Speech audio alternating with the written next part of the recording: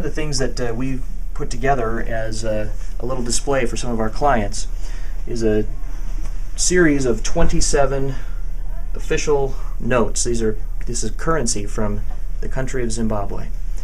And if you take a look here, this starts out at $1, and the date on it, I don't know if you can zoom in and see that or not, David, but in 2007 they had ones, and then of course 5s, 10s, and 20s, and this was the currency that was being used. As we well know, what happened is the hyperinflation started to kick in, and they started to print higher and higher denominations as people demanded more and more currency. And so they got up in the 500s and the thousands. We're still in 2007. Here in 2008, they started printing in the tens of thousands. So in a period of less than 1 year, we went from 1s, 5s, 10s all the way up to 10s and 20,000s. You start looking up here and 50,000, 100,000, 500,000, and $1 million bills, and it just kept going and going and going. Let me show you over here. We get the billions of 1 and 5 and 10 and 20, and then here's a $50 billion bill. On July 4th of 2008, a can of Coke would have cost you $50 billion for breakfast.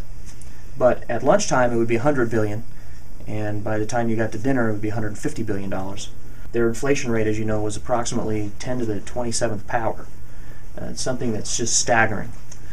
And by the time they started printing, they just said, well, forget the billions, let's just go to the trillions. And so they started printing 10, 20, 50, and $100 trillion notes.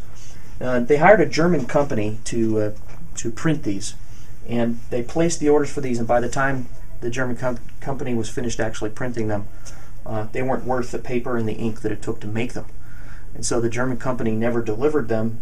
They were never circulated. So these are all uncirculated banknotes, but it illustrates how fast, how quickly, and how devastating hyperinflation can be. From 2007 to 2008, in a period of less than 2 years, about 1.5 years, the currency imploded, and now they don't even have a national currency in Zimbabwe. They now use hard currencies, gold and silver.